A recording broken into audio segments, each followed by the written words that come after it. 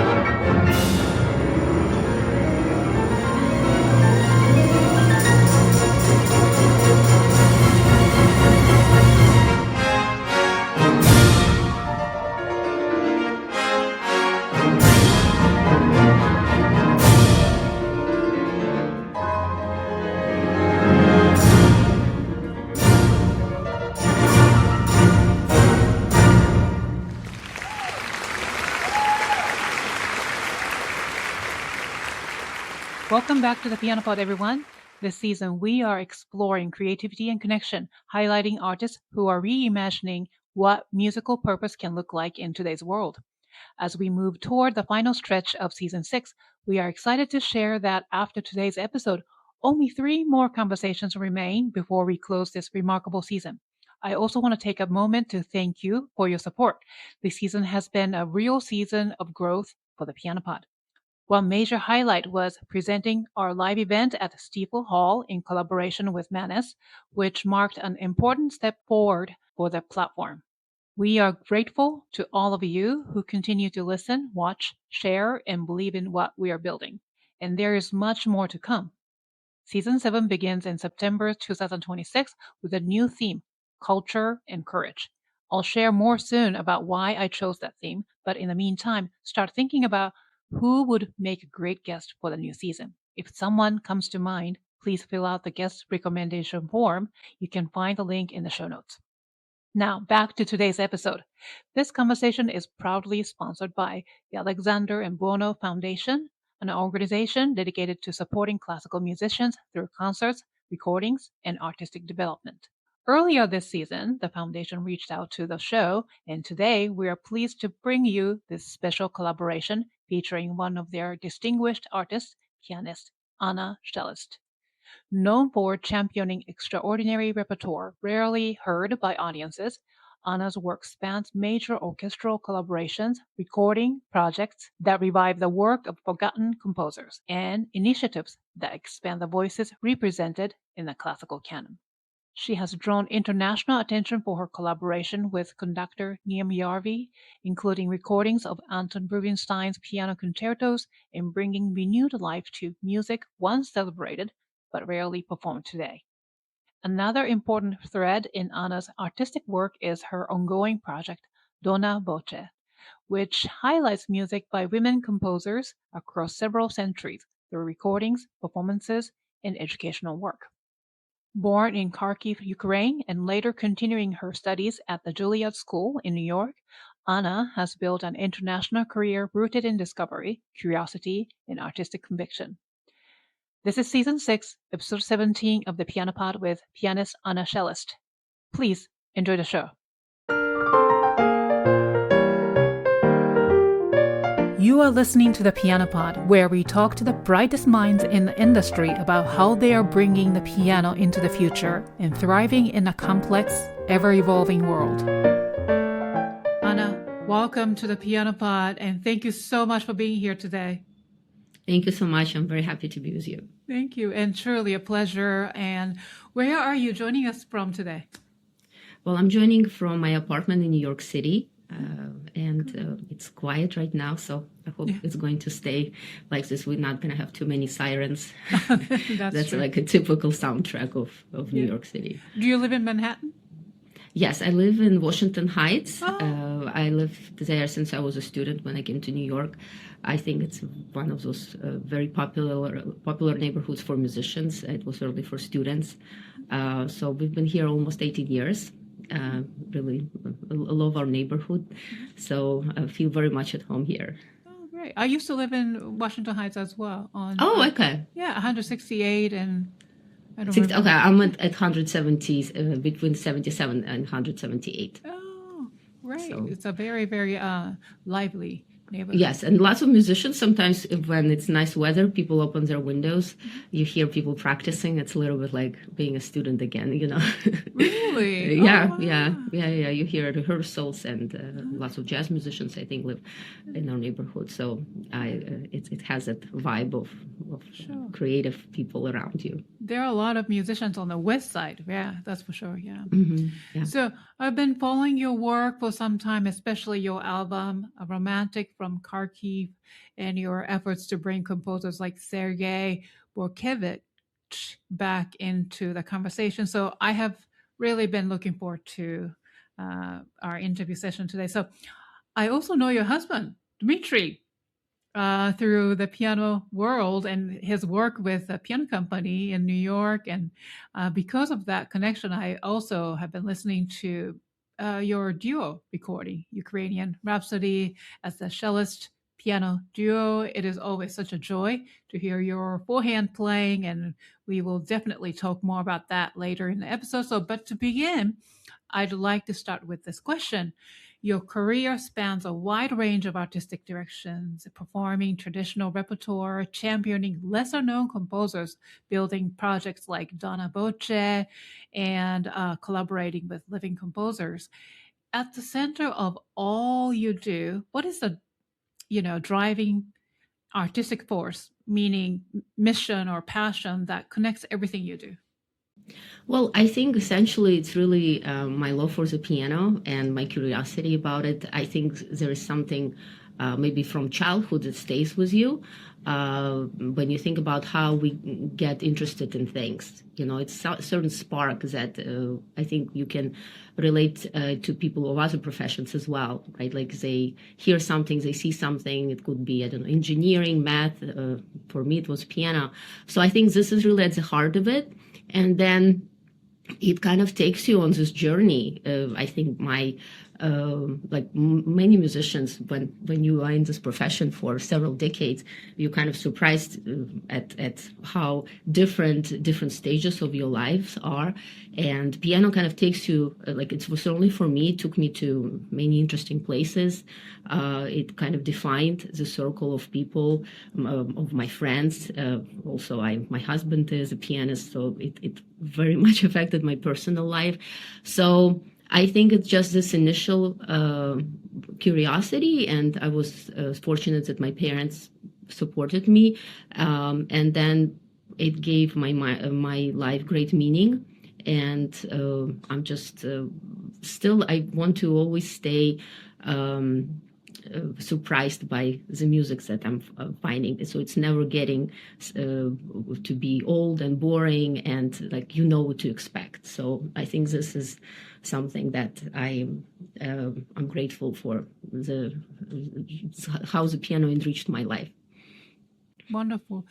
You're known for championing repertoire that audiences do not often hear, So what first drew you toward exploring repertoire beyond the traditional canon?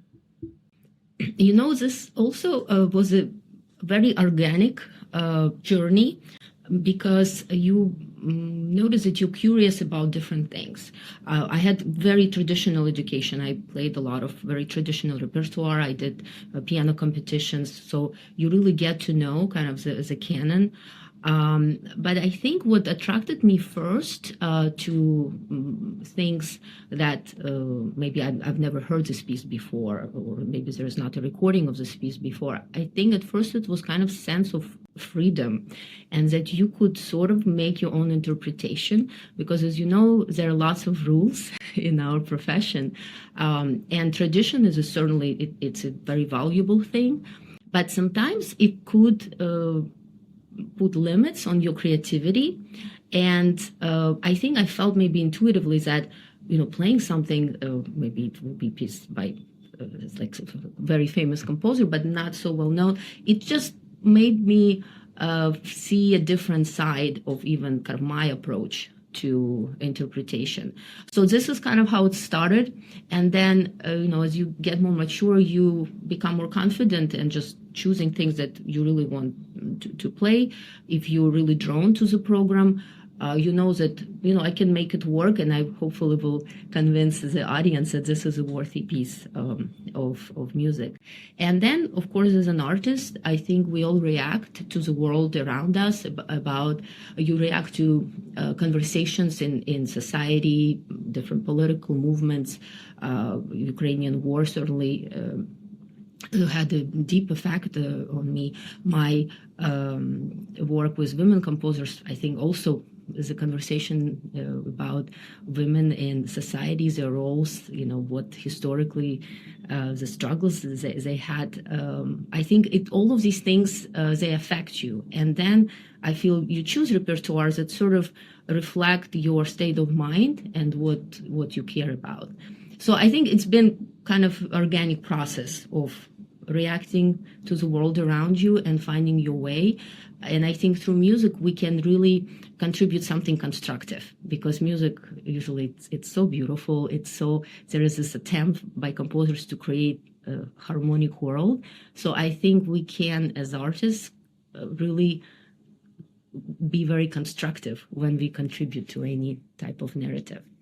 Last year, you released the album, Romantic from Kharkiv, and the album is devoted to the music of Sergei Bortkiewicz.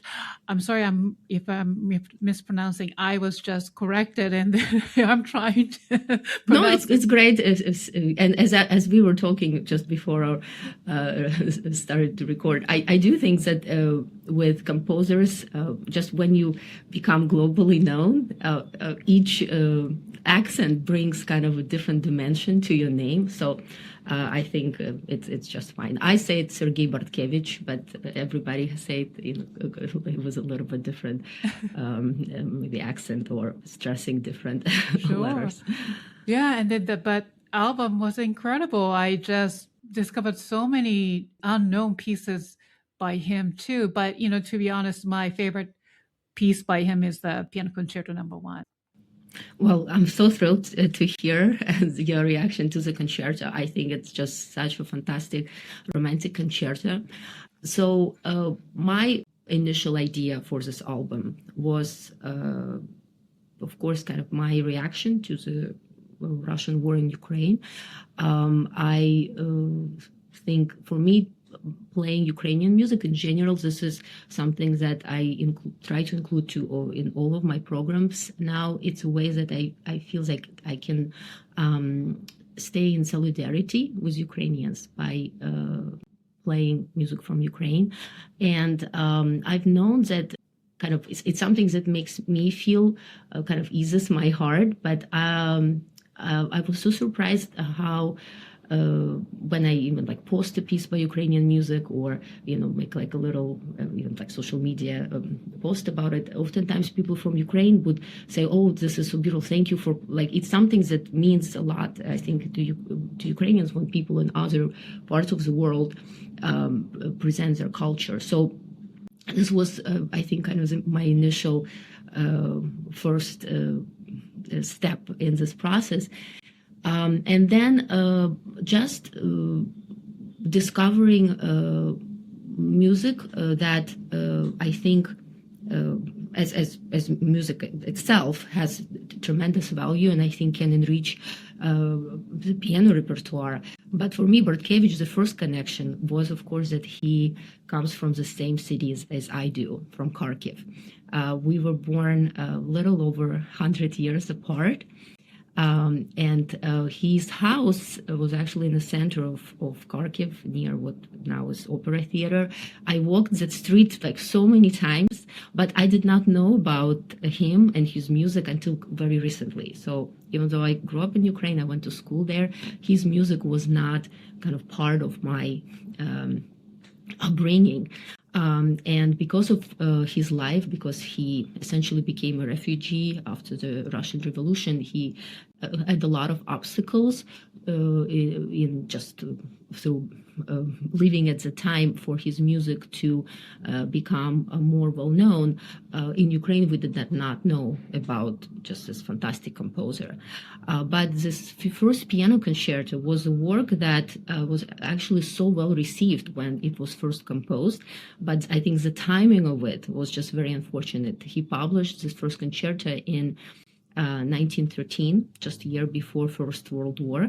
Up to that point, his career was going quite well. In fact, most of his work was published, and you can actually find a lot of it in public domain in sources like IMSLP. So if you're curious about his work, it's very easy to find. So when I downloaded all this music and I was going through all these pieces, I was just overwhelmed with, first of all, there's a lot of very difficult music, things that will take you a long time to play, and there are etudes that are, quite demanding. And of course, each composer with him, again, I think he was tremendously talented pianist, they bringing something new to the piano, to your skill as a pianist when you're playing their music. So my initial idea was to do a recording of his solo music, and the very first work I learned was 1001 Nights, because I thought that that cycle has so many, first of all, beautiful movements. It's a 10-movement piece. You could play portions of it. It's just very easy type of work to program.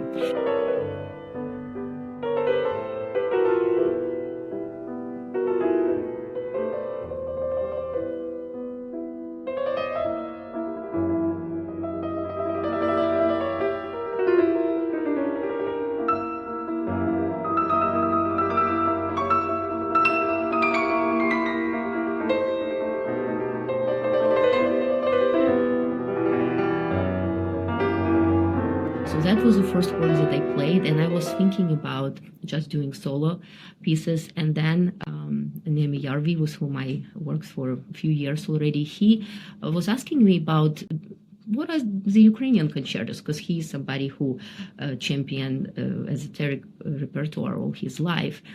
So this is when I was, oh my God, there is this first piano concerto. It's so fantastic. Working on it with him, just having his kind of power as interpreter on this record was just absolutely a dream come true. And the recording of first piano concerto, it's a live recording from Estonia, from Tallinn, with Estonian National Symphony Orchestra, and that was also very special concert.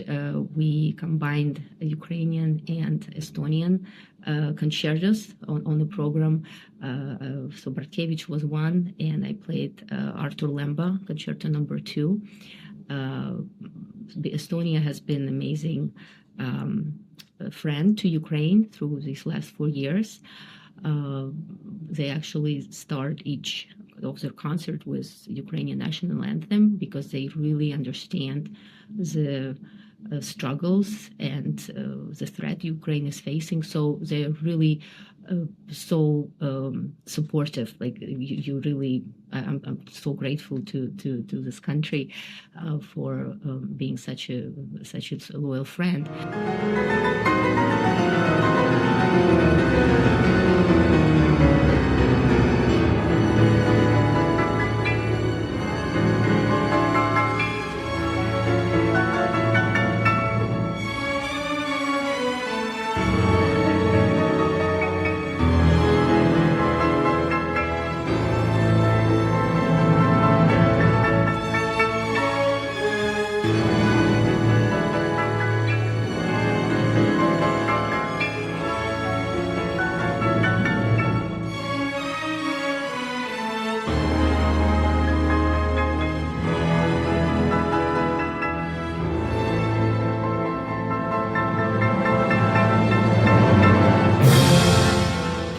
So this was a very special performance for that reason as well. It kind of had several levels of meaning to me.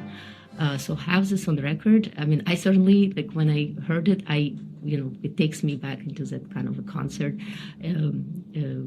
environment and excitement. So it's one of these really projects where many things came together, my interest, my passion, a lot of my kind of heartache and just heartbreak about what's happening. But we were able to work around this and actually create something beautiful. And this is also something that I think indicative of Bortkiewicz's life. He had tremendously difficult life. He found himself kind of in the midst of all of the tragedies in Europe.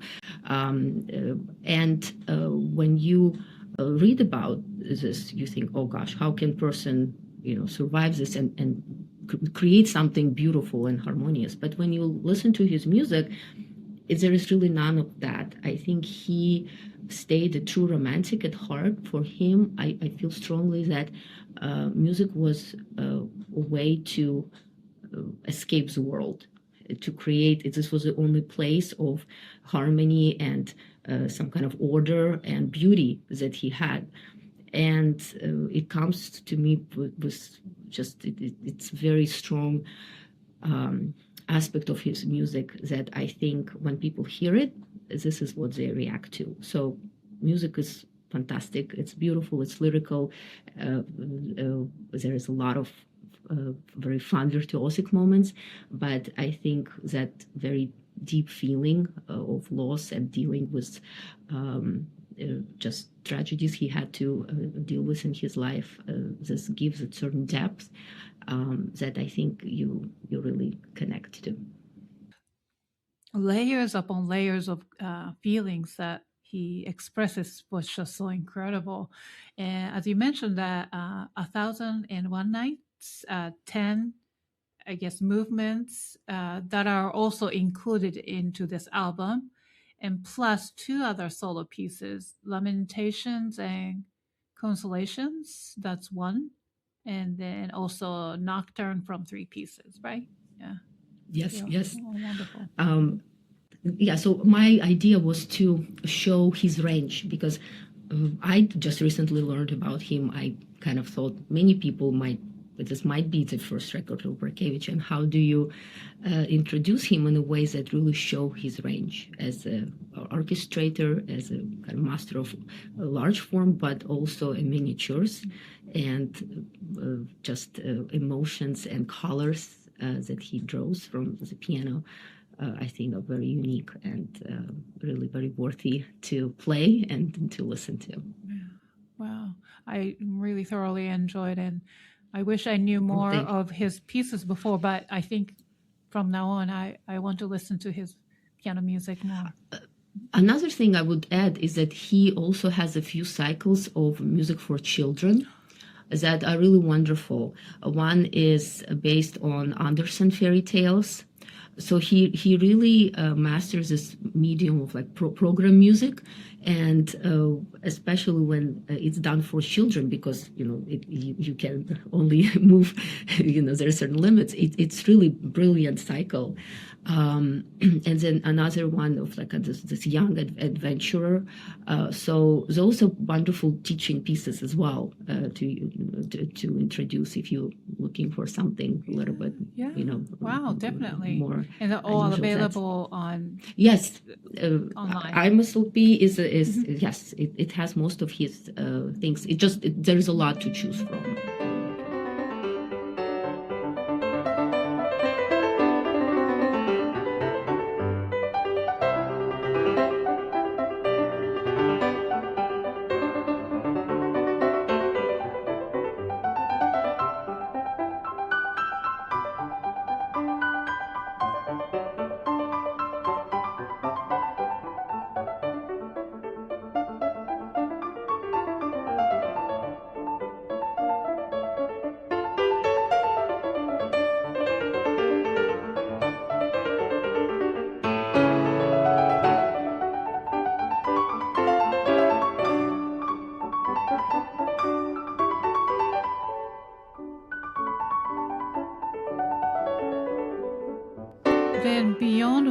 Bortkiewicz.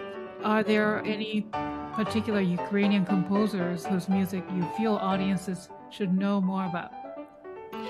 Certainly, one thing I would say just about Ukrainian culture in general, because we're talking about it in 2026, the Russian war in Ukraine is ongoing, and most people learn about Ukraine or think about Ukraine in context of kind of that reality today.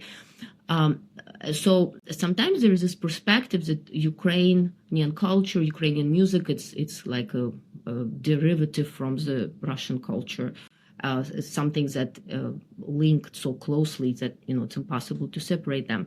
And I always like to, if I have a chance to speak about it, to offer a different perspective, a little bit more kind of Ukrainian-centric, and stress how old Ukraine actually is, especially if you travel to Ukraine. You really feel it. For example, in Kiev, the Sophia Cathedral, it's over 1,000 years old. You can go inside and see it's actually like mosaics. They are that old. On our last trip to Ukraine, we visited friends in the city of Izum, and we went for a hike, and they have these kind of little mountains, hills, where there's these statues. They're called babas, and these are statues of stone women. They're about 1,200 years old. These were statues that kind of nomadic tribes who lived in that area at the time. They were most likely for like some kind of worship. They use these figures, and this was not in some kind of museum. This was basically you go on a hike and you see these ancient things. Ukraine is also a place of some of the oldest human settlements in Europe that archaeologists discover. So it's these types of things, they affect the music as well, because you feel something very old and ancient, and the main way you can actually trace those things is through song.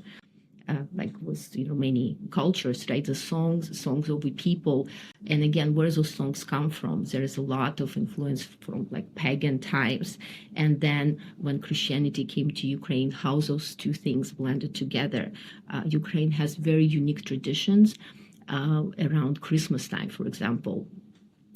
When you have these special songs, they called Kalyadka, Shedrivka, where it was a kind of fusion of the birth of Christ, but also, the new year, the things that are associated with kind of renewal of nature, and looking forward to kind of the new work starting on the harvest. So all of these things are very much, I think, create certain depth in Ukrainian music. Then a little bit later on, there is a tradition of kabzars, and these were traveling musicians who, through song, they kept kind of Ukrainian history alive and tell these stories. So when composers went and kind of mined material for their works, so one important composer for Ukraine is Mykola Lysenko. So he was the first one in Ukrainian musical history in the 19th century, when there was this movement in Europe of kind of national music, when composers used materials from their land, from their people. He was the first one to sort of codify, like Ukrainian folklore became kind of DNA of his musical language. So he is a very interesting composer to go and look at and see how this very real, he was a scholar, he studied these songs, how he used them in his piano writing. I actually have his suite on Ukrainian themes, Opus 2 on my record, Ukrainian Rhapsody. And this is something that I really found so, it was so original how he used the dance suite that we most associate with Bach, but he used Ukrainian themes to create all of these European dances, kind of the fusion of the two. So his piano music has a lot of it. So if you want to kind of get this very genuine Ukrainian language in music, I would start there. So Bortkiewicz, of course, been my great love for the last 2 years. Another composer that I just recently discovered, we just played his piece for piano for hands, is Theodora Kimenko, also from Kharkiv. Really such an interesting composer. I'm just beginning to discovering his music, so I'm sharing this. But this year has been 150 since his birth, so lots of Ukrainian musicians are doing programs of his music. But when we're talking about modernist era, I would say Boris Lyatoshinsky. He was a composer who created kind of the modern language, and I would look at his preludes just to get a sense exactly what he did, because it's really it's modern, it's original, but there is still this idea of a narrative, I think, that and song that kind of shines through, even though it's done in a modern language, but it's very original and just very strongly made musical language that he created. And now, a brief message from our sponsor, the Alexander and Buono Foundation. The Alexander and Buono Foundation is a non-profit corporation with a mission to identify the world's most promising classical musicians and help them launch and sustain careers. Co-founders Barry Alexander and Cosmo Buono draw on more than a half-century of combined experience in performance, marketing, publicity, and development guidance to help the artists they support. Believing that truly great careers are built with consistent effort applied over time, we have been responsible for helping to launch the careers of more than 500 competition winners through Carnegie Hall debuts, with 8 piano laureates being named Young Steinway artists, a distinction held by fewer than 140 pianists worldwide.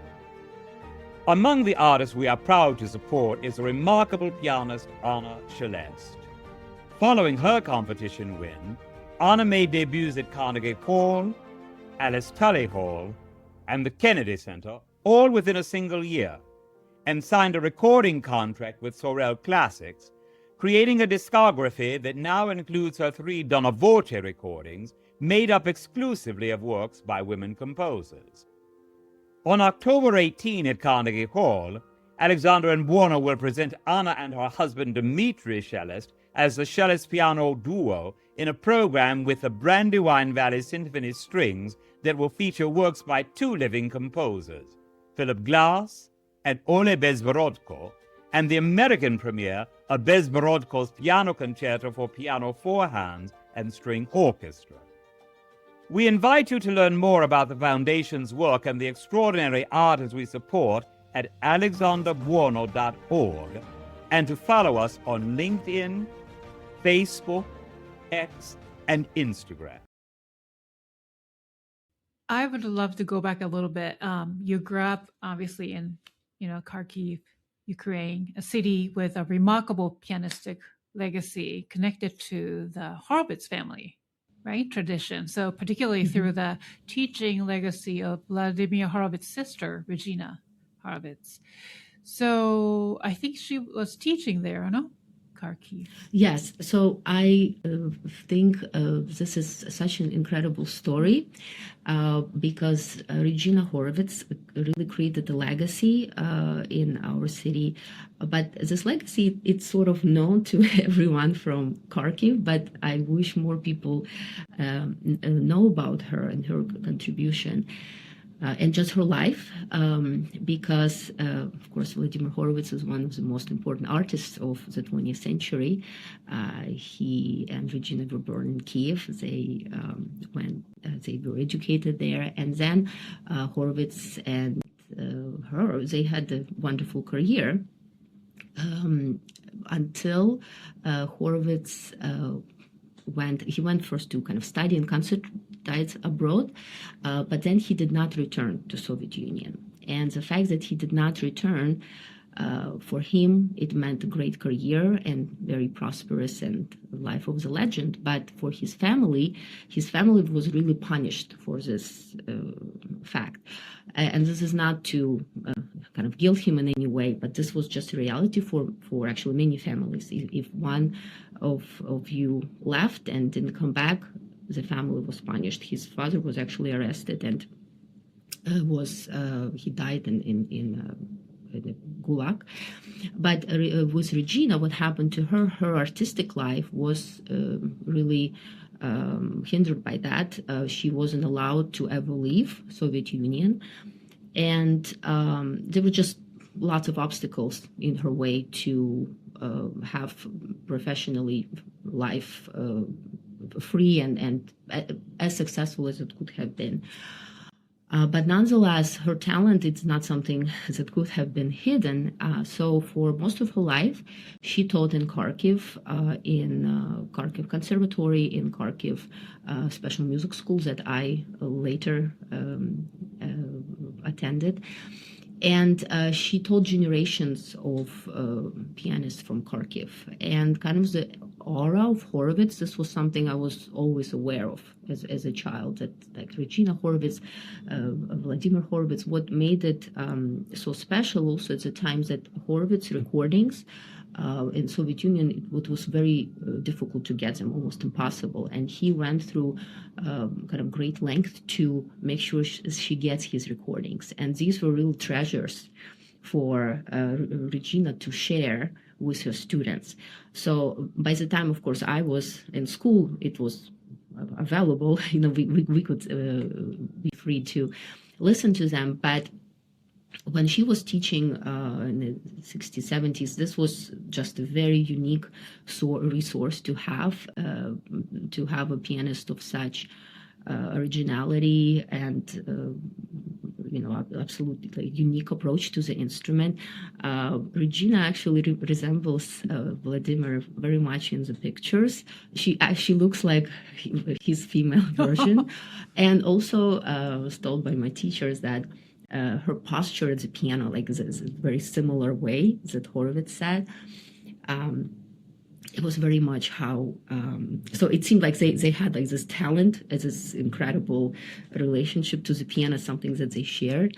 But of course, the main thing I think that she imparted to her students was like the ear for color, for that singing tone, and this incredible imagination that I think also gave opportunity to people for people to be a little bit more original, because education in the Soviet Union, music education, it was certainly very structured, but I think there were maybe certain limitations on how things should be done. Like Horowitz was somebody who broke all the rules, and I think this was such a tremendous thing to have, like this freedom in his recordings to take. And one of my teachers in Kharkiv, Sergei Bortkiewicz, he was her student, but many teachers in our school were her former students. So he was Horowitz and his legacy. He was the first pianist I really understood that what it meant to be a concert pianist, to be not just person playing the piano. So this was very important, kind of those early influences. But I know for anyone who is from Kharkiv, when you start talking to them, it's inevitable there will be some kind of connection to Regina if they have connections with the piano world. Wow. So what was it like growing up there, like, in that musical environment, and be, sort of having to have the lineage and in training? Well, when you're a kid, I don't think you think about things like that, like lineage. It's something that you're just aware, because when adults talking to you about things that you think like, oh, it sounds important. It sounds like it could be important. I think just with age, like when you actually try to understand deeply like what it meant for her, like to live at the time, to have the kind of things happening through the family that did, you have a different appreciation of it. But I don't come from a musical family. My parents were musicians, so music was always something that was kind of this magical world, it was certainly like for my mom was like this, that she wanted me to be in the arts because it's just something that's so beautiful and so which it is, but I think perhaps sometimes if you grow up in a musical environment, just like with my children, I think to them it's just something that is very regular and just everyday occurrence. But for me, it wasn't. So I think just music to me as a child, it kind of had this aura of something very otherworldly about it. Any memorable teachers or mentors you had while in Kharkiv? Yes. So I had a pretty conventional education. I also, I'm not always sure if I should tell the story, but maybe since we have a little bit more time, I actually failed my first piano lesson. Like I had but maybe it's a little bit indicative of kind of a very strict education. So I was 5 years old, and my mom, she wanted me to take piano lessons, so she found out who would be like very respected. So this was a teacher who had a good reputation, and we were preparing to come to the first piano lesson. And one of the things that was requested is that we bring a grading book. So I don't think I had to bring any book, music books yet, but I had to bring a grading book. So this is something that really stuck in my memory. So I remember the piano and the keys, like black and white. I haven't played piano yet. And the first thing that happened that the piano lid was closed. So the teacher closed the piano lid, and I was like, what's going on? And the first exercise we had to do was to, I remember it was called rainbow. You move your hand from left to right. So apparently I was terrible at this. So she failed me. So at the end of the lesson, she gave me one. So at the time we had like 5 number system, 1, 2, 3, 4, 5. And I remember I did not think much of it because I don't think I understood. But my mom was so upset. And when we came home, we lived with my grandparents. My grandpas, they were also excited, said, oh, your first piano lesson. And I was telling him, Grandma, guess what? It was great I gotten. And of course he thought, oh, you got the excellent 5+. So I was like, no, this is not what happened. So he actually couldn't guess that I got 1. And I remember shock on his face. And but I'm telling you this story because I actually often will have conversations with people who maybe play piano. I'm not playing piano anymore or love music. And they would say something like, oh, I had piano lessons as a kid, but my teacher said I had no talent, or like I had my ears, I had no hearing. And I like to share the story, saying that, this might not be true because I failed my lesson and look, I'm still playing the piano. But I think this sort of attitude, it was quite common because it was about children following rules. And there were rules in place, and they certainly gave some results. But I think this is something that perhaps intuitively I was always not rebelling, but I wasn't a rebel by any means. I was a very obedient student. But some things that I questioned a lot of times in my childhood. Do you think, oh, why is it this way? And you do it because you sort of want to do well. But this is something that I think can have a negative effect as well on your life. But, I don't want to just share something, not so rosy. I certainly had wonderful experiences as a child. I went to special music school in Kharkiv, which is like a boarding school for students where music and academics, they were in the same place. and essentially all your friends were studying music seriously. So it would be your friends studied piano or they played in orchestra. So music was built into the routine of the day. We had times during the day where it was designated for practicing piano. And then you take, academic, and then in the middle of the day you have music theory, and then you go to math. So it was a really wonderful system to kind of make music a very organic part of learning and give kids comprehensive education. But I don't think that at the time I would play something not traditional repertoire. It was like very much about learning the tropes and just staying in this lane of things that have been tried and work.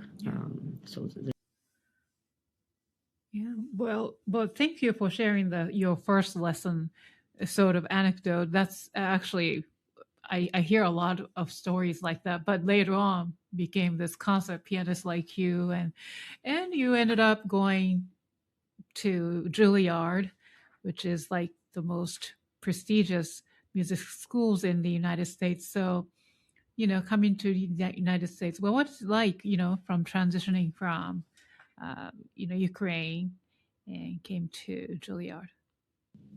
Well, I first, when we came to United States, when my family immigrated, we did not come to New York. We came to Kentucky. So I had yes, I had, which was a really big culture shock because there are very few immigrants, especially at the time. So it was kind of a learning through like shock, because you had to assimilate, you had to learn like the language, the culture. So this was a very kind of important experience for me. I think in a way you get to know like real United States, because I live in New York now, and I think New York it's its own place. It's like unlike any other place. But living kind of in a more suburban place, and I went to school, Northern Kentucky University, which is like mid-sized. It's a university, not just a conservatory. So it gave me opportunity just to experience life among, because before that I was always around musicians. And like my school was small, like music was sort of the common threads that connected us, and this was something else. It was you're in a new country. You have, yes, I was in the music department, but it's a huge school, and there's so many people that really. Music is not something that will connect you. So it was really very difficult, I think, at first. But I learned a lot, and at the school where I was, we had a lot of opportunity to perform. It was the school I received my bachelor's.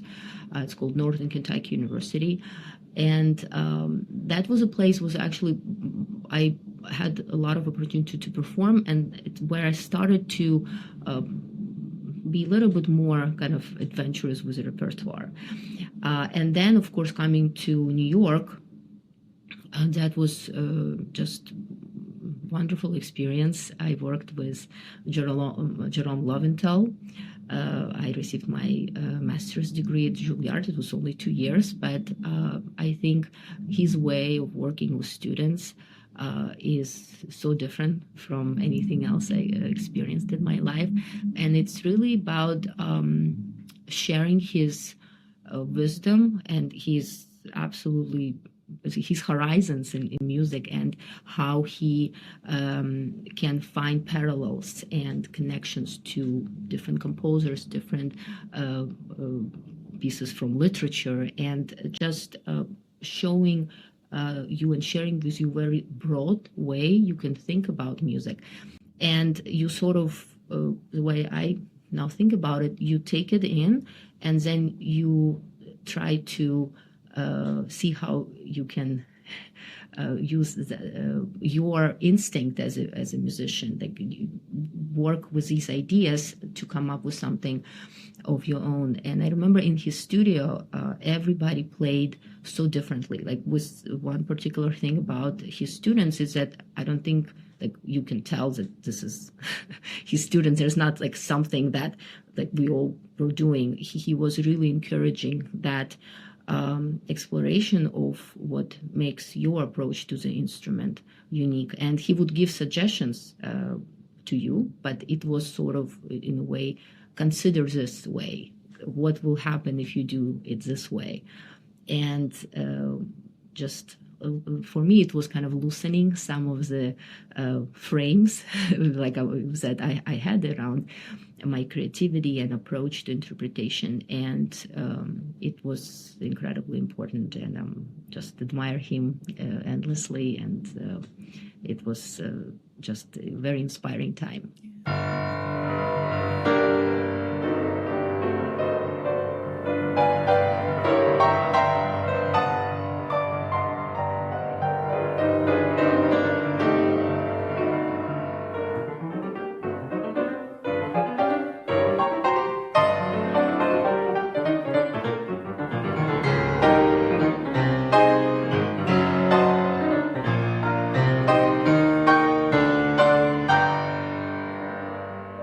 So I'm going to now talk about your Donna Voce project. So I was listening to the Donna Voce volume number 3. So you've been producing the albums for like over the last few years. So tell us about this project. So Donna Voce, I'm really so happy that it kind of already has 3 volumes, because when I was first thinking about it, it really came together as idea for a program. So I thought it would be interesting to do a program of women composers. So at the time, I really knew nothing about the subject. I just thought, okay, that's interesting.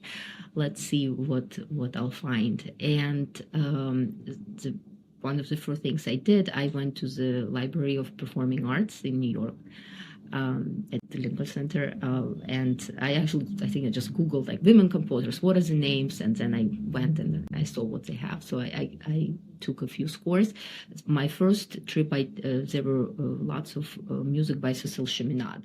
So I never heard of her. But there were a few volumes, and when I was flipping through it, I was like, oh, looks interesting. How come I never heard about this composer? So it really started just like I thought it was an interesting idea. Let's see where it leads me.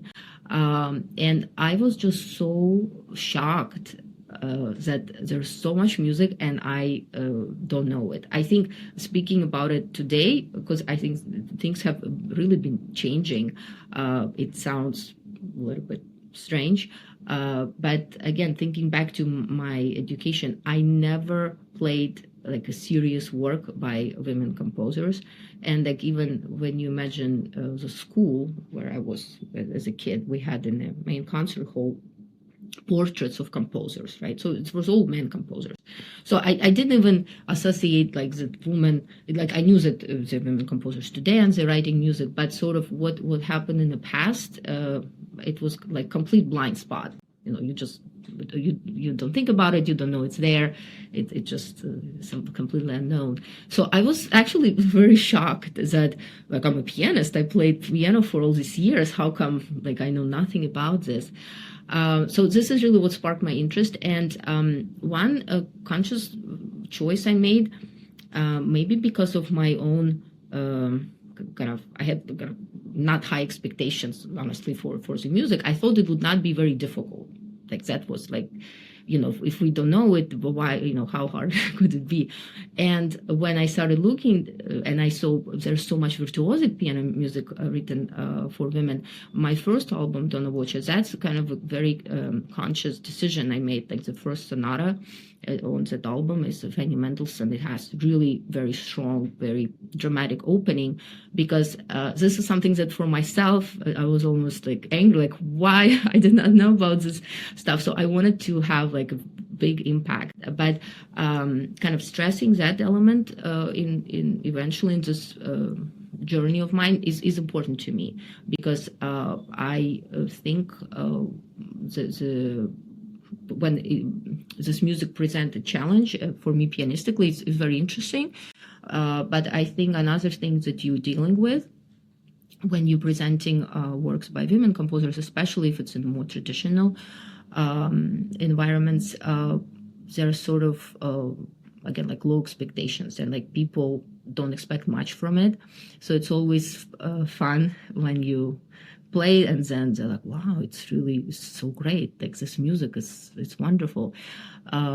So the way I kind of went about it, I played the first Donna Voce program, then I recorded the first record. But in the process, I found so much music that I thought, I definitely want to make another one. But in the meantime, YouTube was my way of sort of collecting the pieces that I thought were interesting. This is how the second volume of Donna Voce came about. I learned Fanny Mendelssohn does Jahr during pandemic.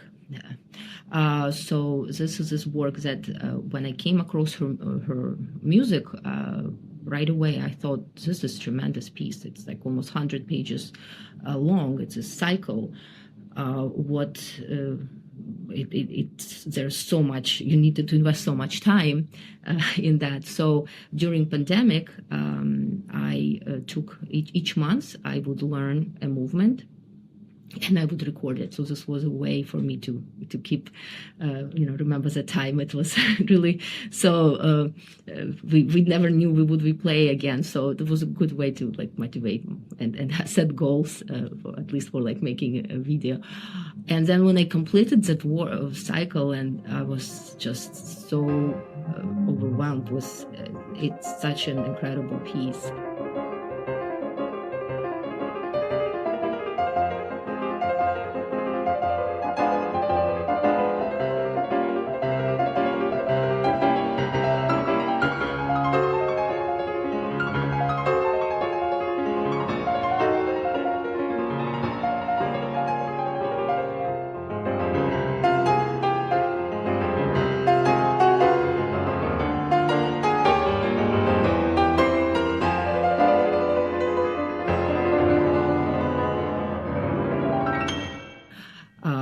So maybe since I began talking about it, just to give you just a little bit more of a historical context. So Fanny Mendelssohn, she wrote a lot of work for piano.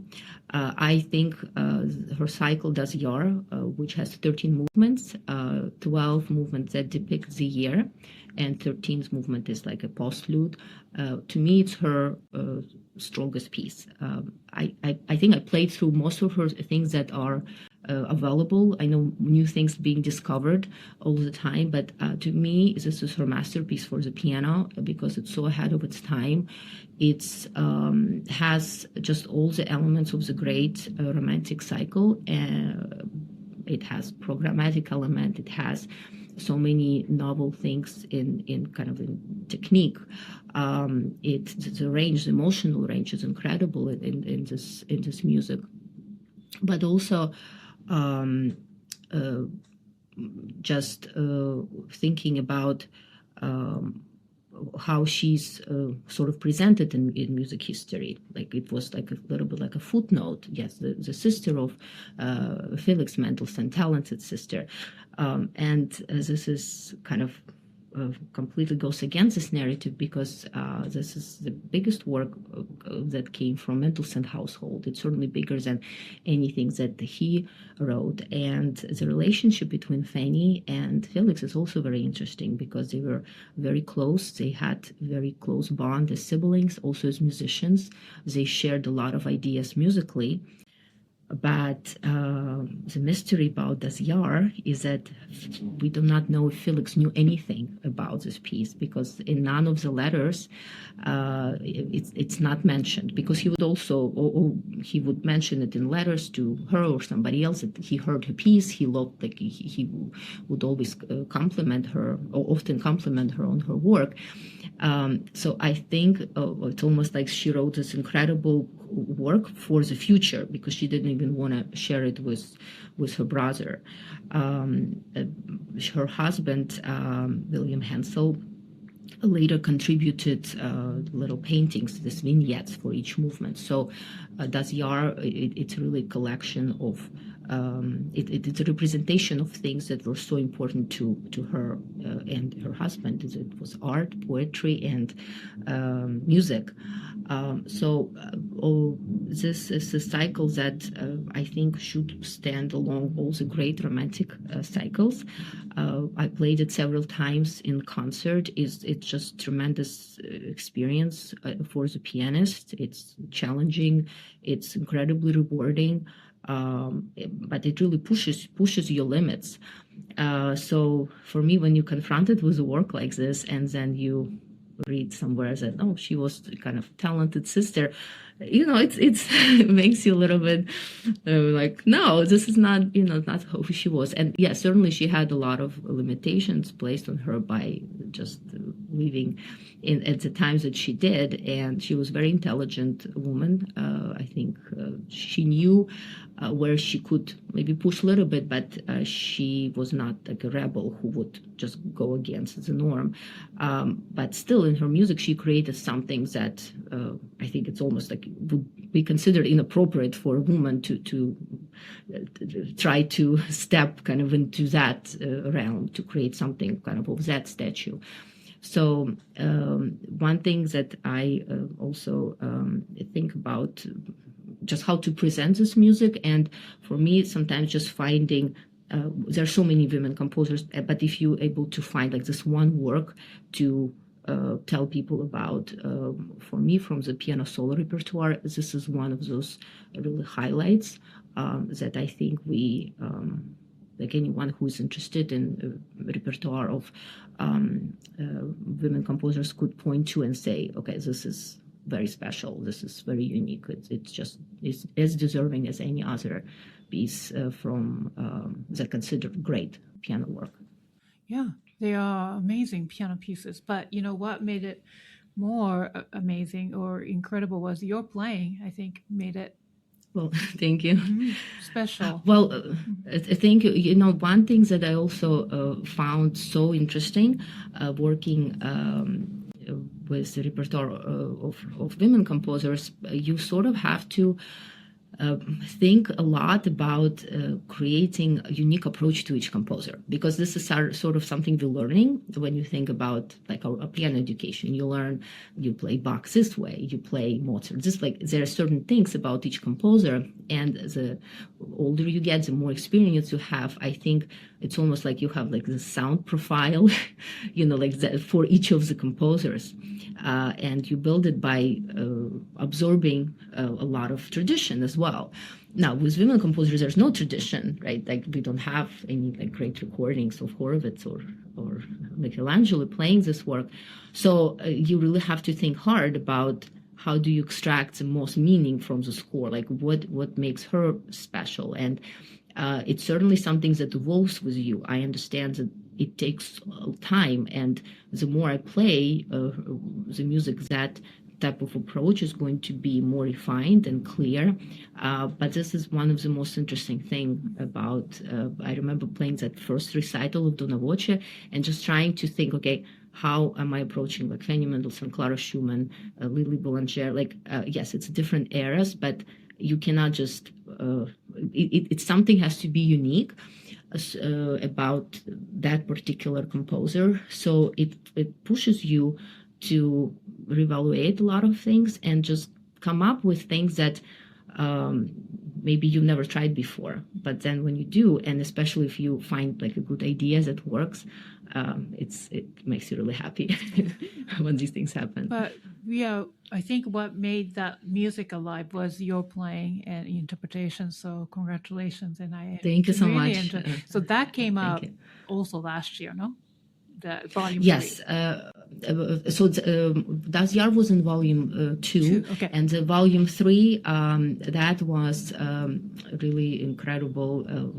just many events had to happen because it was my dream to do a work of concertos in Donna Voce chapters.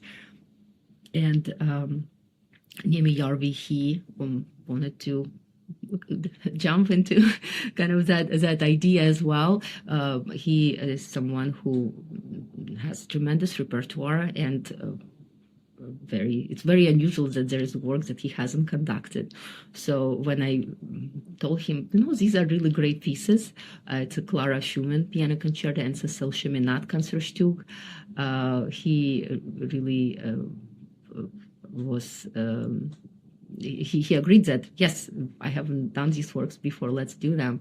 And to have now, like in the third volume, it's much more collaborative project, because we have piano and orchestra for Clara Schumann and Cecil Cheminade, then I'm playing some of the solo works, and then I'm playing piano for hands music with Dmitri.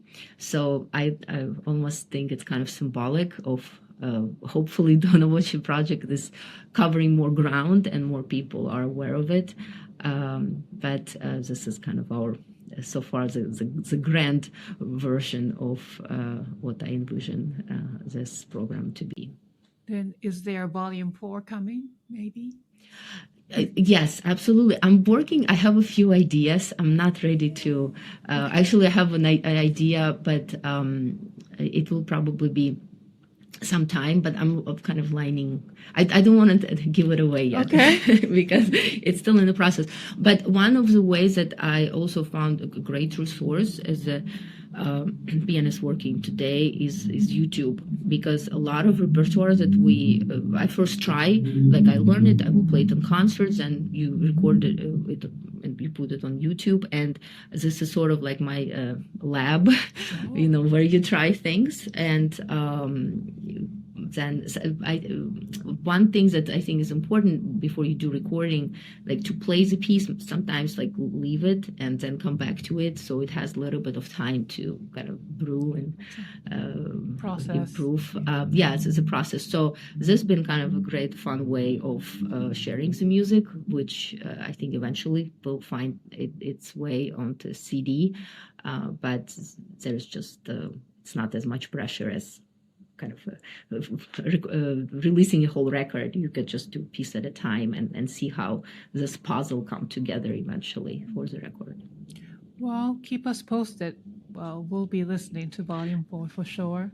Thank you. So you've been, you mentioned of Neeme Järvi, the legendary conductor, many times. You've collaborated with him for a number of occasions, and it's this album, Donna Voce, Volume 3. Also, you performed with him Anton Rubinstein concerto recordings as well as others. So tell us about the experience with a collaboration with this legendary conductor.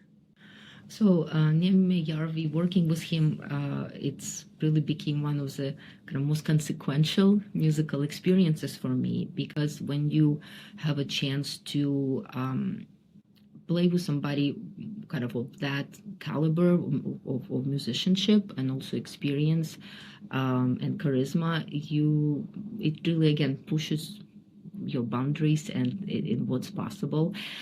So our first collaboration was on the project of piano concertos by Anton Rubinstein, who is a very interesting figure because we know a lot about his pianism because it was sort of legendary. There are all these witnesses who would say that this is like the best pianist they ever heard.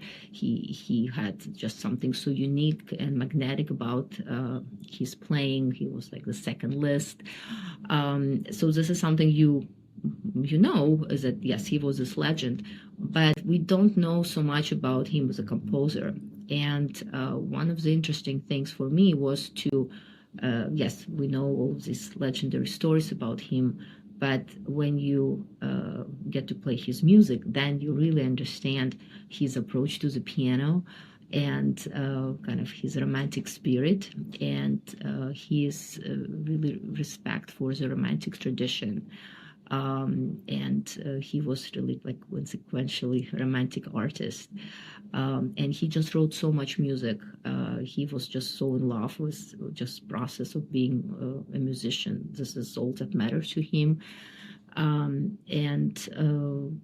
It again, playing his concertos, just I learned a lot, just kind of like as a practical things as a pianist about different facet of the romantic approach to the piano. And then, of course, working with Maestro Järvi, one thing that he possesses, like this magical talent that makes you hear. It doesn't matter what he conducts. It could be very familiar piece. It could be something new work, or something a little bit obscure. You just completely engrossed in the drama of the music. He kind of takes you on this journey. And you also have this feeling that this is interpretation is inevitable. Like, this is how this piece should go. There's such a conviction in interpretation, but at the same time, it feels completely natural. That it's not that it's forced, or it's there's some kind of agenda behind it. This is just music just unfolds so beautifully and naturally. And I think, I'm trying to analyze why, like, what are the things that make it possible. And of course, you can explain it with just, okay, it's just a talent that, it cannot be explained. But I think that there are other things that contribute to that. One thing is that the way he makes musicians feel. Remember, like, the very first time we played, I felt like very intimidated, just knowing that he conducted Gilels, and like now I'm playing, like, whoa, it's just ridiculous.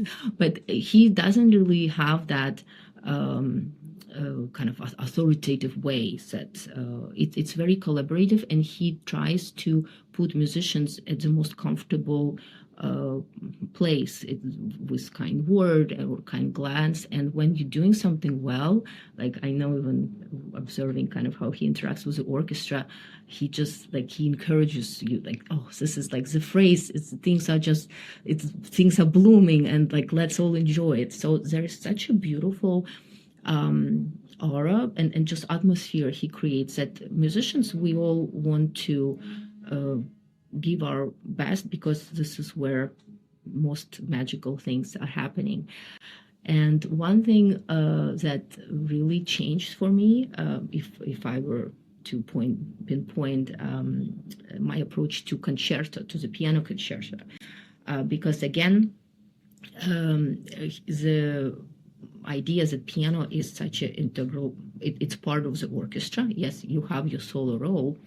But one kind of interesting observation I made about kind of my own process is that, when you playing like any piano concerto, you're practicing your part. Of course, you spend most time by yourself, and you will have all these moments in a piece, and you usually have quite several that you really love this particular passage, or like a particular chord progressions that you think, oh, it's so beautiful, like, I just want everybody to hear it. And then you get to rehearsal, and then it's like, wow, this is actually not the important part, because then there is a solo, like French horn has a solo, and you just are doing accompaniment. Like, it made me aware that sometimes as pianists, we think a little bit just about our part, but as a conductor, and because we worked on many projects together, and I also was able sometimes to send him kind of my just piano parts, and he would give me some notes. And I think it was always this structural things that you understand, that what is your role in the piano concerto. Yes, absolutely, there are moments when you are the soloist, you playing the theme, but then there are moments where actually you are you providing the color, you're doing something that is important, but it's not the primary role. And one thing that I think affected my thinking before working with him is how piano recordings are, because when you listen to piano concertos on a recording, it's not the same as it is in the whole. because the piano is always like, we mic the piano and we sort of have this expectations of how things sound, but it's not really, I really started paying attention to it, it's completely different. Like even any standard concerto, when you're listening it in a concert hall, it's very different experience. So I really started thinking more kind of symphonically, and like try to think like, how does conductor think about piano concerto? And then when it opens up this approach to you, I think it also affected how I approach piano, solo piano works, because this idea of building, like thinking of a larger structure and planning it, it became much more concrete to me. It's the importance of it. And I think it's just through my work with Maestro Järvi. So it's definitely been such a gift to me. So I'm very happy and proud of that work, but also very grateful. Well, yeah, and then also the extensive amount of piano concerti you have under your belt, that's quite amazing. Yeah. So congratulations with all the Thank you. amazing work that you've done.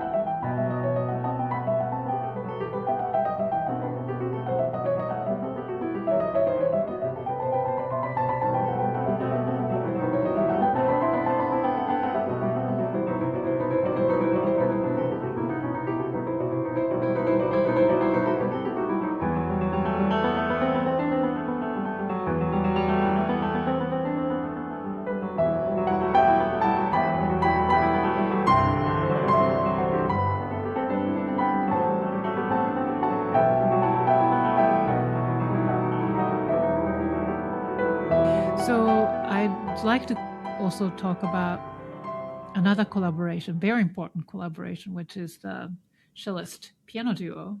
So your husband and you are this amazing four-hand. Do you guys also do two pianos or mainly four? We do. So we have the Shelest Piano Duo, which is me and my husband Dmitri. Most of our repertoire is piano for hands for a very practical reason. Sure. Is that we have one piano at home, and most concert halls have one piano. So yes, we have pieces, and if there is an opportunity to piano program, we would absolutely take it. But it's just something that we found that works for us, and we kind of worked in that direction. So let's talk about Dmitri. So he is also from Ukraine, correct? Yes. So I met Dmitri in 5th grade. So we were in the same school in Ukraine. How cute. So because that's what everybody say when they, but it's, just for us, it's just, that's how things happened. So we were in the same class. We were in the same grade, different classes. We had like class A, class B. He was in A, I was in B, but we were in the same grade. At different points of time, we shared piano teachers. We had the same piano teachers. And then he also came to Northern Kentucky University. This is how we reconnected. Really? Of all yes. places? Oh my goodness. So this is kind of how we reconnected in the United States. So then we were already older, and then our relationship took a different turn. But yes, music, again, like what I said at the beginning, like piano kind of determines so much of my life. And again, for both of us, we met each other through piano. So it meant more than just a profession, it kind of trickled into your personal life in a very significant way. So we started playing together I think once we got married, at first it was actually just a question from our friends and just audience that, oh, you married? Do you guys play together? Do you like? And then we thought, I guess maybe we should start. It was just something again that happened, not like just this one particular one. We gradually started experimenting, and we found that it's a really fun activity to do together. And also it opens up a different type of repertoire for you and different way to approach the instrument. Because from all of the ensembles, this is the only one where you share instrument with another person. That's right. You know? So it makes for, in a way, when you like always by yourself, and then it's like, who's that other person? Why is he covering my keys that I want to push on? So it was just something we maybe like we could say stumbled into, but we've been playing for, I guess, over 15 years together. And I think the thing about the piano duo is the most interesting work happen, and the most important work happen is when you're playing together. Like you really, it's a type of ensemble that your part on its own is really so incomplete, right? Doesn't make sense.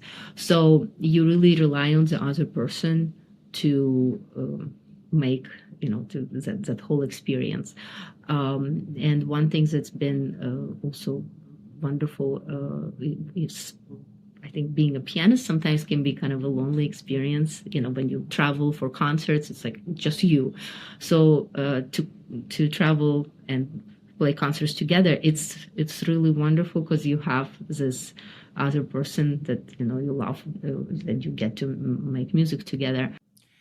So far you've played many Ukrainian composer pieces beforehand, so like a Ukrainian Rhapsody, the album, and then the title is coming from one of the tracks as well. So, but I understand that there's an upcoming Carnegie Hall concert with forehand. Yes.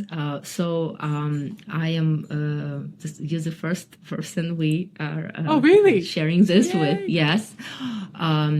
So in October 18, 2026, at Weill Concert Hall, we will have a very special program, which is presented by Alexander Buono Foundation. They're presenting myself, Dmitri, Brandywine Valley Symphony Orchestra, in a program of Ukrainian and American music, which is also going to be part of Ukrainian Cultural Festival in New York, as it's taking place in October. So this is a very special program that sort of has many of these elements that became very important to me artistically. Music that is probably could be new to many listeners, but I think is so worthy. It speaks to our times. I think it addresses things that are happening in the world today, and hopefully it helps us to process and make sense of what's happening, and also have a moment of kind of remembrance. So the program is built around the idea of Ukrainian and American composers. So in the first half, we're going to have established modern composers, Valentin Silvestrov and Philip Glass. They happen to be actually born in the same year. Oh, really? Oh, wow. 1937. And these are composers who really created their own original language, which I think is so remarkable. It's a remarkable achievement, and this is why they speak so deeply and to the audiences, and we can connect with them. One thing about I think contemporary music, which is very special, and I think a lot when I perform music by living composers, is that it's really music about us, because when you learning pieces from like centuries ago, yes, of course you can connect, and they're beautiful things. We all appreciate them. But there is something about the aesthetic of the time when composers are working that you feel closer to, and maybe some things that are missing from our lives, a composer can kind of substitute in their music. And when you listen to it, you feel like this is what you need. This is what makes you at peace. And with Silvestrov, it's just tremendous beauty and lyricism of his work. And in Philip Glass, it's this idea of music that grounds you, somehow giving you center in our world that's kind of spinning around us. So this is going to be the first half. And in the second half, we will have Adagio for strings by Barber. Oh, and really? it's a piece of a great comfort. Yes. It's just that comforts the listener, comforts the player. And the reason we are opening second half with that is that the second work is that will close the program, will be a new piece, a new concerto by Ukrainian composer Oleg Bezborodko for string orchestra and piano for hands.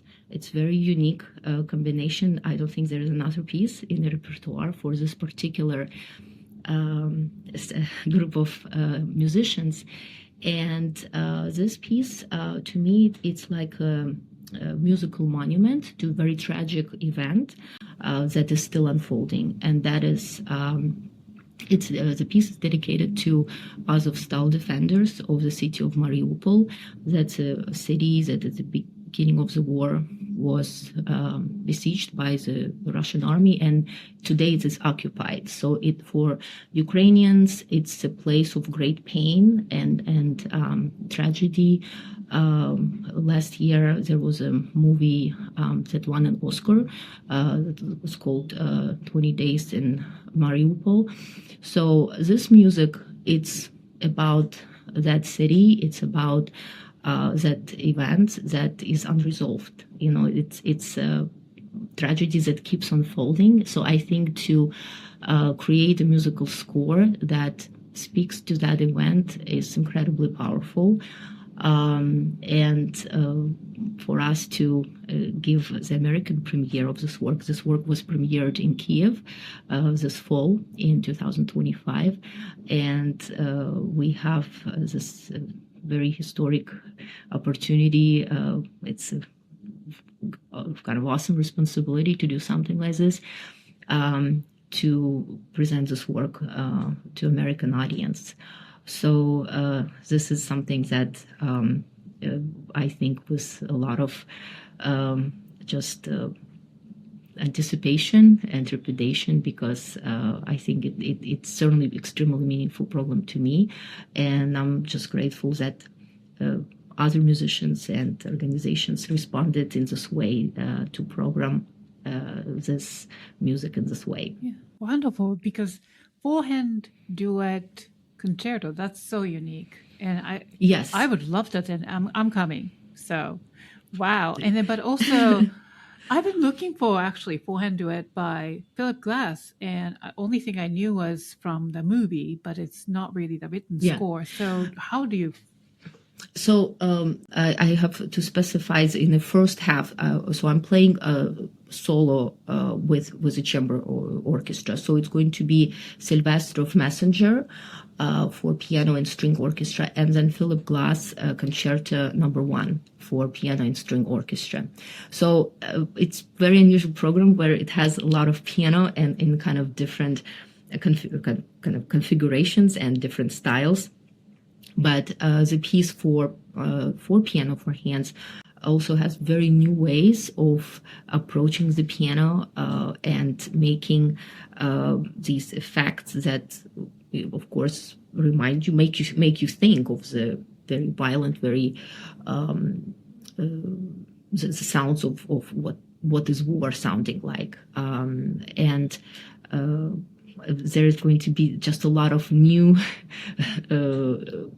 sounds that I think you're going to hear at this program. So it's something that really will be occupying my whole mind and heart when I will prepare for this program. Oh, yeah, it's wonderful. So are the tickets available now, or? I think that they should be available soon. Okay.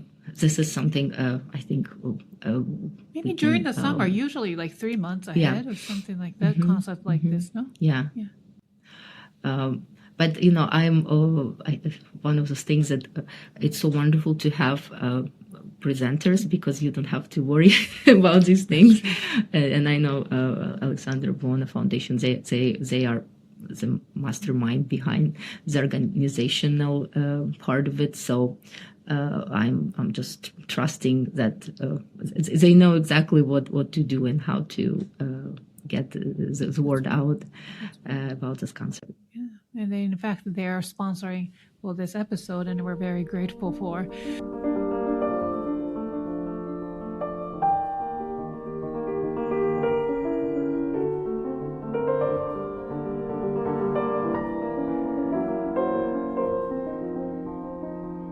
I just want to going back to the conversation of Ukraine, and we both are immigrants, and we always carry that part of ourselves, so the heritage. But what do you think? Like, you're in America now for many years, decades, and but you come back to your roots. Yes, I think this is something that becomes very important to you with time. I certainly didn't think about it maybe in my 20s, but then I think as you find your place in the world, I have children. Like you think about how you find yourself, and certainly thinking about your roots, where you come from, it becomes increasingly important. So for me, the connection to Ukraine was, certainly through, at first out of curiosity. I wanted, about 10 years ago, I started researching more Ukrainian composers. But today I find really a great significance in performing works by living composers, and have connections with composers who write and who live in Ukraine today and who write in Ukraine today, because they are sort of witnessing history in sound. And some composers I really connect so strongly with. One of the composers that I absolutely fell in love with her music. Her name is Victoria Poleva, and she's a composer from Kiev. And to me, her music, it just has such a tremendous depth and strength. And there is one work, it's called How Much Longer, that she wrote at the beginning of the Russian invasion, that I play as an encore. It's a piece that's a little bit over 2 minutes long. When I saw the score for it, I played through it. It didn't really have the date on the sheet music. But when I played through this, I just was so shocked, because it was music that expressed like the feeling, that question that I was asking, and I'm still asking every day, like how much longer, is this going to continue? And I asked her, I had the opportunity to meet her in New York 2 years ago. When did you write this? And she said, it was a spring of 2022. And this is just one of those instances when you really see kind of the magic of what writing music is. That she wrote this short piece that it would take me hours or hundreds of pages to maybe describe, but it's all in this very concentrated form. So this has been a work that I plays encore very often, and immediately people understand what it's about. You don't need any words to really go to the heart and communicate something that is very personal. It's very painful, but it's good to share it, because it sort of makes I think when humans share these things, it makes it easier to deal with. So this is something that with Ukrainian culture, to me, I try to do as much as possible. And another wonderful thing is that it's so easy to connect today. There are so many talented young Ukrainian composers who you can just send them a message on Facebook or Instagram. You can ask for the score. You can ask, if you already have the score, you can have conversations and have deeper understanding of what the piece is. So this has been tremendously important work, and I just found great satisfaction in it.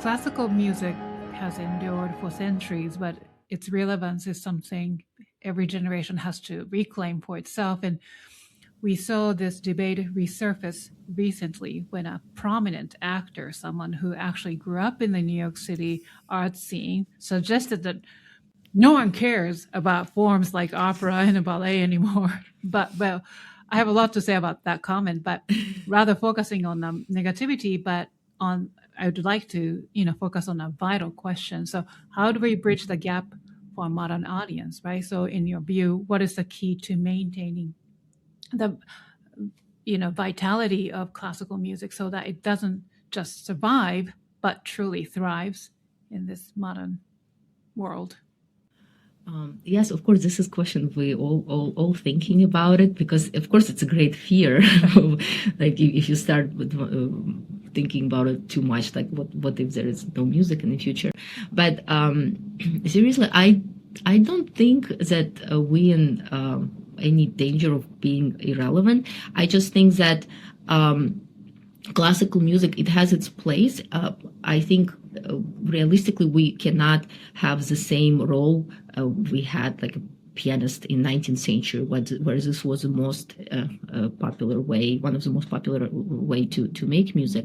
But I think there are some things in the process of making music which will become, in my opinion, more valuable as technology invades our lives more and more, because I think what makes classical music sometimes seem unapproachable, I think, to people, is that it can be seen as complex, which I think it's true, but it also requires a lot of time.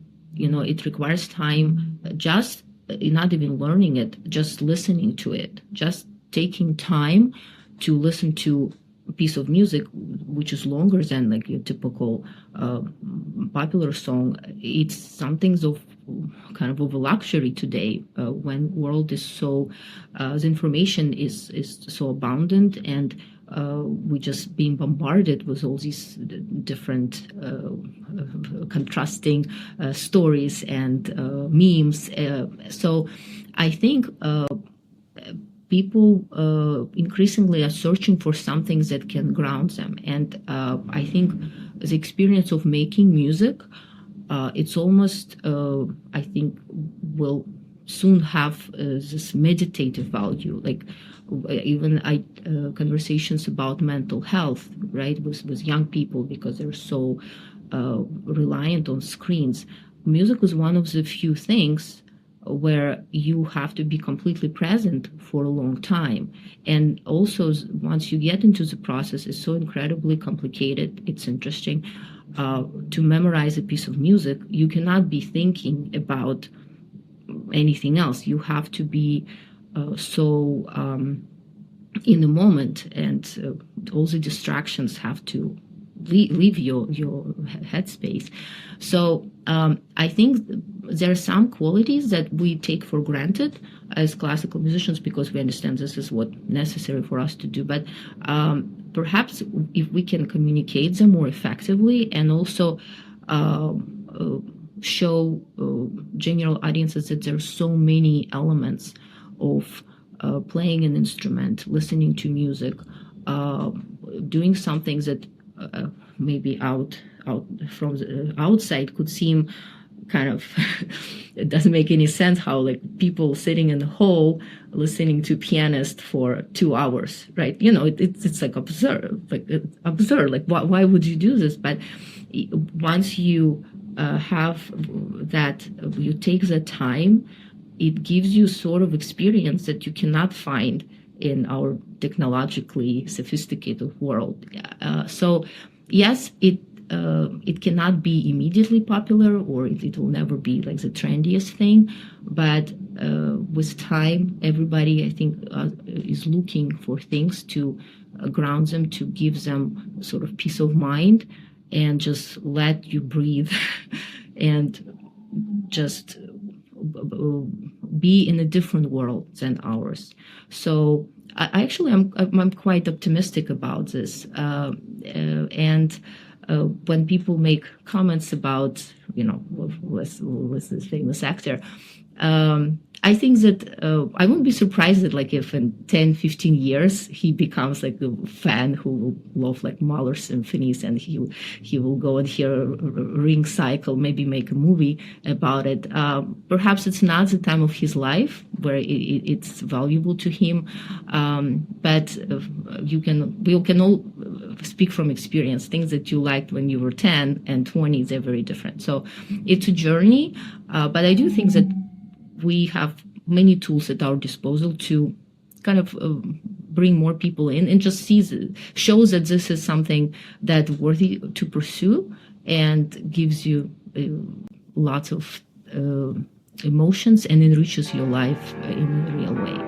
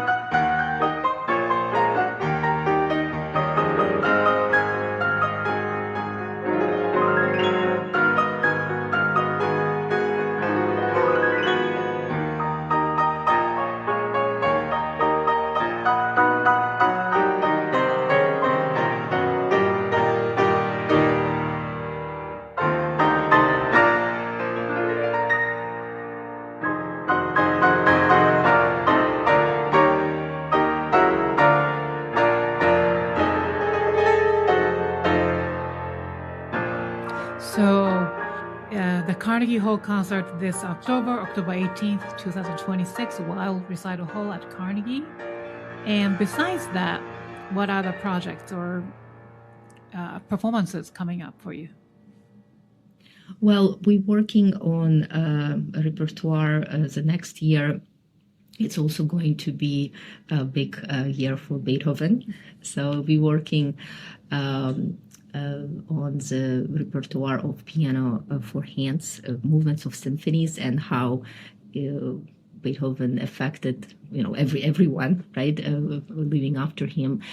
So this is a wonderful project. We're starting lining up pieces for that. Right. Also, our recording with Neeme Järvi of full-length piano concertos for 2 pianos is going to be it's going to be our next release, so we are working on that. Again, the search for the interesting repertoire, it never ends. So this is, I have always tons of scores on my piano. There is never a year that's the same as the one before, because there is always like new music that's waiting for you to be uncovered, discovered, or just reinterpret, even if there are things that you played a long time ago. I'm in awe of your dedication and curiosity and passion. So Well, thank you for really sharing your story. Now, where can our audience follow your work and stay connected? Through your website at annashelest.com? Yes, there is my website, then our social media platforms as well as YouTube. The name is Shelest at the Piano. This is the way we try to connect my work as a soloist with our work as a duo. So our YouTube channel has over 100 episodes of different repertoire, and there's some videos, kind of like a presentation format about composers, about just some works. And all of the streaming platforms, Spotify or iTunes, you could find all of the recordings there and take a listen. So before I let you go, we have one more thing, the Piano Pod rapid fire questions. Now we take this segment very seriously. You shared, your stories and expertise today, but these questions, they may reveal who you truly are. So let's do this. Now, I want you to answer each question with shortest response as possible. No explanation is necessary. Okay? Question number 1. What is your comfort food? Chocolate. How do you like your coffee in the morning? Just with milk, no sugar. Okay. Cats or dogs? Dogs. Do you have dogs? Do you have a dog? No, don't have either. Okay. But if I did, I would choose a dog. Okay. Sunrise or sunset? Sunset. Summer or winter? Summer. Now, level 2. What skill have you always wanted to learn but haven't had a chance to? Math. Math? Yes. Okay. I'm not good at math. What is your word or words to live by? Be true to yourself. Favorite venue you have ever performed in? I think it was, I want to take longer time because to explain it, it was the first time I played at a huge venue because I do not know actually what it was. It was in Paris. I was in this competition. I was one of the prize winners, and I know this venue is associated with UNESCO, something to do with United Nations. And it was a huge concert hall. I think it was the most, it was a shocking experience because I came out and it looked like a stadium. And I've never had this experience before because you have rehearsal, like you kind of know what to expect. But I was about 11 and I don't even know the name of the concert hall, but I think it was the most overwhelming I felt ever because I just did not expect and I did not anticipate that myself as a child, I could be in a space like that. Wow. So just immediately I thought of this when you asked me this question. It must be very, very big and special. Yeah, I need to look it up. All right, and next question. What is the most important quality you look for in other people? Honesty. Name a composer you wish more people knew about. Sergei Bortkiewicz. Good one. Yes, of course. Name one piece in your current playlist. Doesn't have to be classical music. It's a piece by a modern Ukrainian composer. It's Maxim Shaligin. It's called To All the Resurrected. Now, if you go back and give your younger self one piece of advice, what would it be? Don't take adults too seriously. Good. Last one. Fill in the blank. Music is blank. Music is, I don't know. It's so many things. Music is, to me, it's a way to live. Good. Anna, thank you so much for joining us today and sharing your artistry and journey with us. And it has been a real pleasure having you on the show. So to listeners, I encourage you to explore Anna's recordings and projects. You can learn more on her website, and we will include links in the show notes. Special thanks to Alexander and Buono Foundation for making this episode possible. Please visit alexanderbuono.org to learn more. And to everyone listening, thank you for spending some time with us. And if you enjoyed this episode, please like and comment and tag us at the Piano Pod. Thank you for listening, and we will see you next time on the Piano Pod. Thank you, Anna. Thank you, Kim. It was say a hi wonderful to conversation. Dmitri. Yes. I will. Thank you so much. Thank you.